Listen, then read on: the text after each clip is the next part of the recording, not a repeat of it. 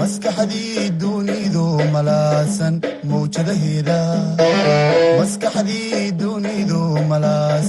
mawjadaheeda kala miirtay ee macnaysay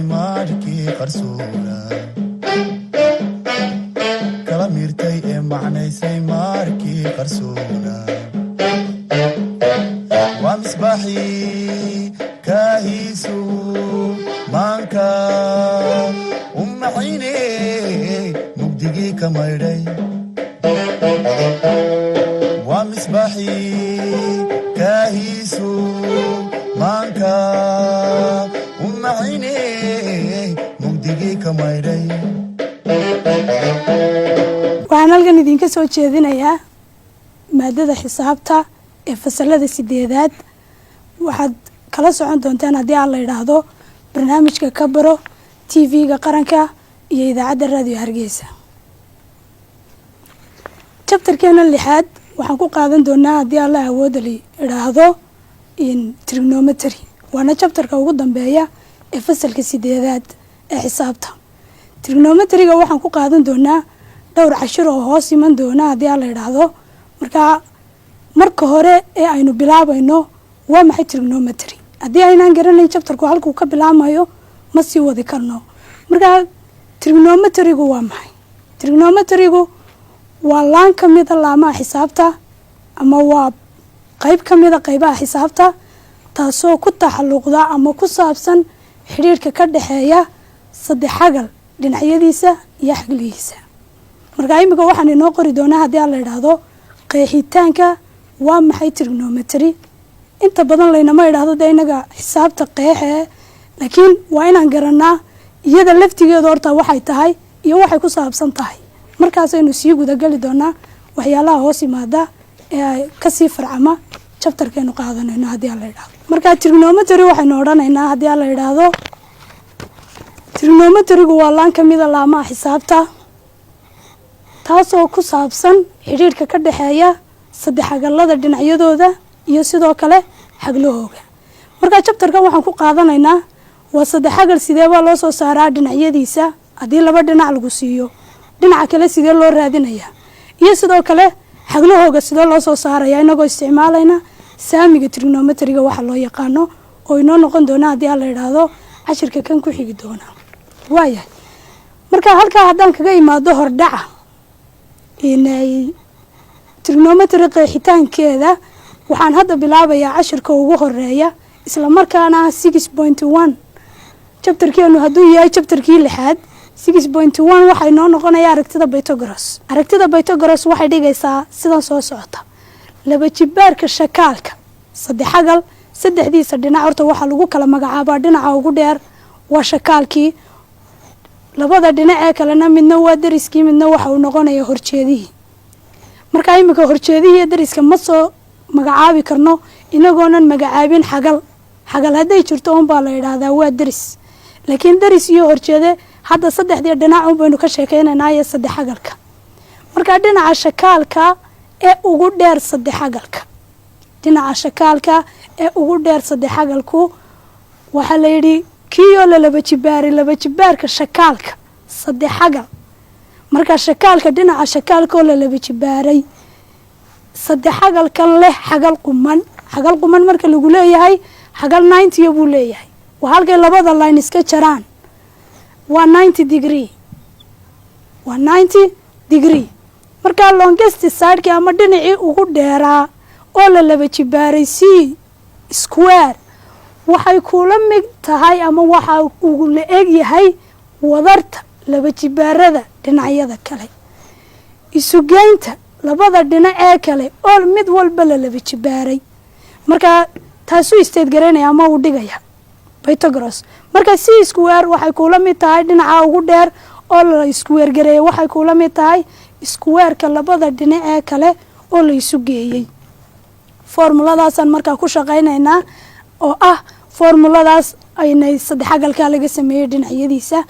markaa dhinaca dheeri in uu la mid yahay isugeynta labada dhinac ee kale oo la isku weergareeyay waynu proof garayn karnaa haddii aynu haysano saddex xagal isla markaasna saddexdiisa dhinac halkana ay noo tahay 4 centimeter xaggana ay noo tahay 3 centimeter xaggana ay noo tahay dhinaca ugu dheerna 5 centimeter haddii aan saddexda dhinac ku sawiro laba jibaarane oon dhinaca ugu dheerna laba jibaarane ka sameeyo halkana laba jibaarane aan ka sameeyo halkana laba jibaarane aan ka sameeyo badka laba jibaaranaha dhinaca ugu dheer badkiisu waxa uu noqonayaa 5 la isku weergareeyey 25 centimeter square badka dhinacani waxa uu noqonayaa 4 la laba jibaaray 16 centimeter square badka dhinacani waxa uu noqonayaa 3 la laba jibaaray 9 centimeter square waayahay labadan dhinac badkooga oo la isku daray waxa uu kula mid yahay badka dhinaca ugu dheer ee 25ka ah markaa 9 haddaan 16 u geyno waa 25 centimeter square sidaa daraaddeed baa dhinaca dheer oo la isku weergareeyey ay aragtidan Pythagoras dhigaysaa dhinaca dheer oo la isku weergareeyay ama dhinaca dheer oo la laba jibaaray ama shakaalka xagal quman leh inay oo la laba jibaaray waxay kula mid tahay wadarta isugeynta labada dhinac ee kale oo la laba jibaaray formuladu markaa sidaasay ku timiday markaad raadinayso dhinac ka mida dhinacyada kale dhinaca dheer waxaad ku helaysaa c square equal to a square plus b square imika eeda haddaan rabno oon eeda la soo baxayno a square waxay noola mid noqonaysaa c square minus b square haddii aad bda rabtana b square waxay kula mid noqonaysaa c square minus a square tan unbaad soo wareejinaysaa hadba dhinacaad rabto saddexda dhinac ee saddexagalka waayahay tusaalaheena koowaad inagoo ku shaqaynayna aragtidan Pythagoras isla markaana raadinayna laba dhinacna layna siin yihiin dhinaca saddexaadna laynaga rabo hadda saddexagalkan uu eegyahay waa saddexagal xagal quman leh xagal quman marka lagu leeyahay xagal 90 degree ayay labada line ba isku qotoma waa isku perpendicular marka halkay iska jarayaan xagal 90 ka bilaamaysa sida daradeed baa loo leeyahay waa xagal quman marka imika dhinaci ugu dheeraaba layna weydiiyay dhinaca ugu dheer si baynu qaadanaynaa ama shakaalkii baa layna weydiiyay xisaabi dhererka shakaalka saddexagalka hoos ku muujisan saddexagalkan hoos ku yaala ee dhinaciisa lagu siiyay 12 centimeter halkan hoosena lagu siiyay 9 centimeter waxaa laga rabaa inaad soo saarto dhinaca ugu dheer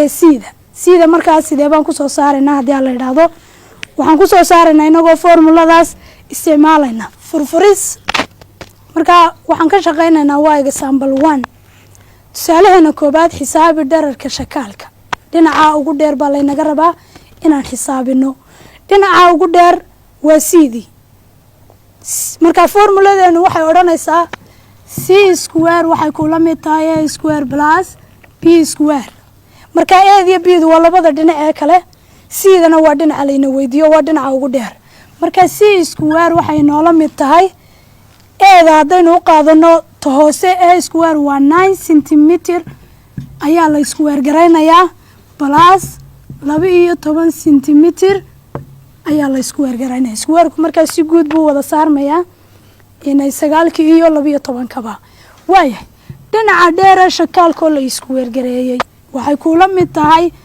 9 isku weergarey ama 9 laba jibaar waa 80 centimeterna laba jibaar centimeter la laba jibaare buu noqonayaa centimeter square plus 12na waxaad inay waa laba jibaaraysaa 12 markaan laba jibaarno 140 centimeter square buu noqonayaa waayahay dhinacii dheer oo la isku weergareeyay waxay noo noqonaysaa labadan isugee 80 centimeter square haddaan 140 centimeter square u geyno waa 225 waa 225 labadooda markaa isugeyso centimeter square iyo centimeter square maadaama ay isugeyno u dhaxayso mid baad ka soo qaadanaysaa haddii ay isugeyno u dhaxayso mid baa laga soo qaataa inay unidada haddii ay kala jaris u dhaxayso mid baad ka soo qaadanaysaa isku dhufasha hadday u dhaxayso powerkaad isu geynaysaa adoo mid ka soo qaadanaya isu qaybin hadday u dhaxaysana wayba iskoosanayaan.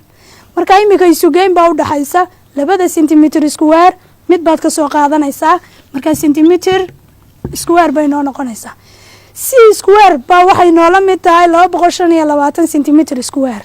inaga waxaa layna weydiiyey c oo keliyata, laynama odhan c square ama dhinacii dheeraa oo square garaysan soo saara.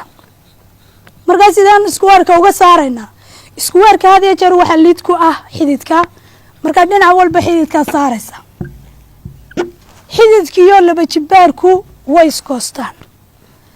c keliyata markaa waxay noola mid noqonaysaa 225 xididka haddaad ka saarto waxay noo noqonaysaa 15 sentimitir iyo squarekiyo ruudkuna kaasna way isla baxayaan sentimitir keliyata. markaa dhinaceeni ugu dheeraa waxau inoola mid yahay sentimitir 15 sentimitir, waa dhinacii ugu dheeraa. waaya tusaalaheena labaad ee buugga inoogu yaala waxa uu noqonayaa tusaalaha labaad.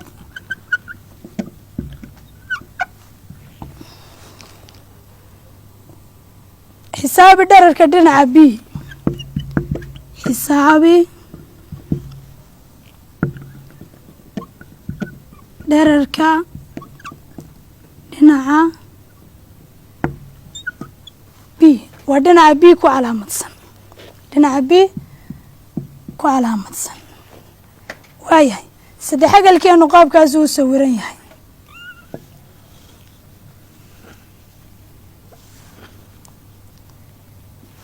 waay dhinaca b baa laynaga rabaa. waay dhinacii ugu dheeraa hadda waxaa layna siiyey 5 sentimitir, dhinaca kalena waxaa layna siiyey 3 sentimitir. hadda b baa laynaga rabaa. b sidee baad ku soo saaranaysaa? sida kuu qoran waniga ku yidhi haddii dhinaca dheera shakaalka lagu weydiiyo c square waxay kula mid tahay a square plus b square. haddii dhinaca b-da lagu weydiiyo oo ka mida labada dhinac ee kale b square waxaad ku helaysaa c square minus a square. dhinaca dheer ood ka jartay dhinaca laba jibaarka dhinaca dheer ood ka jartay laba jibaarka dhinaca kale lagu siiyey. haddii dhinaca kale lagu weydiiyana isna waa sidaas la eg. marka hadda tusaalaheena labaad waxaa laynagu yidhi xisaabi dherarka dhinaca b. dhinaca b baa markaa dherarkeeda aan xisaabinaynaa. furfurista tusaalaha labaad ayaynu qaadanaynaa. waa beijka 160. waayahay tusaalaheena labaad sida buuggaba kuugu taala waxaa laynagu yidhi waxaad xisaabisaa, waa tusaalaha halkaa kuugu qorane isla markaana buuggaaga kuugu yaala tusaalaha labaada. waxaad xisaabisaa dherarka dhinaca b. dhinaca b kuugu xisaabsan dherarkiisaa laynaga rabaa. waxaa layna siiyey dhinacii ugu dheeraa oo 5 sentimitir ah, dhinaca kalena waxaa layna siiyey 3 sentimitir. waxaa laynaga rabaa dhinaca b inaad soo saarto. b sidee baad kula soo baxaysaa?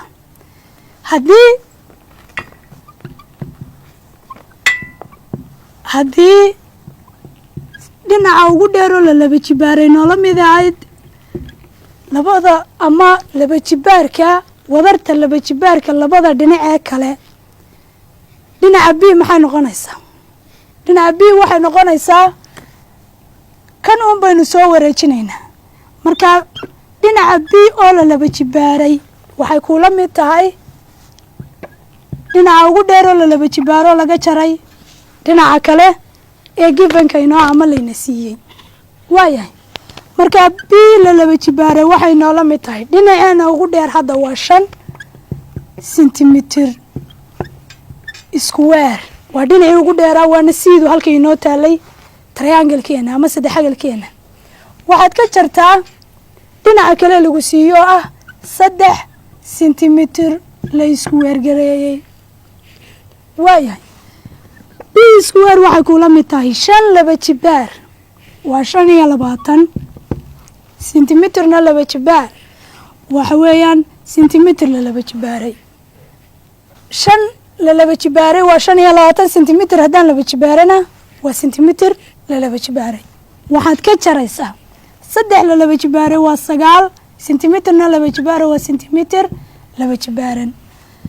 dhinaca bidoo la isku wargareeyay ama la laba jibaaray waxay kula mid tahay labadan kala goo 9 iyo 25 sagaal ka jar waa 16 labada sentimitir square-na mid ka soo qaado sentimitir square inagu baa la laba jibaaray marabne kaliya ta biido kaliya inaan soo saarnaa la inaga raba si aad uga saarto square-ka dhinac walba xididka saar xididkii laba jibaarku inta badan waa isku opposite way isku sanayaan ama waa isku lid marka biido kaliya waxaad ku helaysaa 16 xididka ka saar waa 4 sentimitir square xididka ka saar ama sentimitir la laba jibaaray laba jibaarkii xididku way isku sanayaan sentimitir kaliya ta ayaa inoo soo haray dhinaceena biiduna wuxuu inoo noqonayaa 4 sentimitir maanta xiisadeenu halkaas inoogu joogaysaa haddii la yiraahdo inay waa barnaamijkeeni ka baro TV-ga qaranka iyo idaacadda raadiyo Hargeysa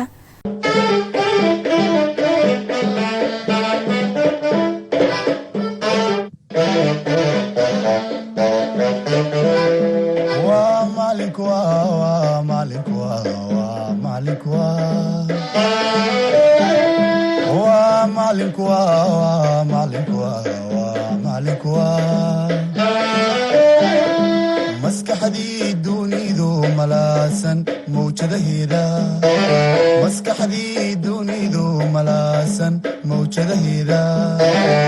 kala miirtay ee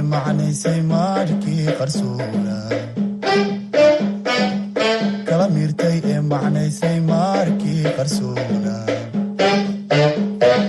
waa misbaaxii kaahiisu maanka ummaciine mugdigii ka maydhay waa misbaaxii kaahiisu maanka ummaciine mugdigii ka maydhay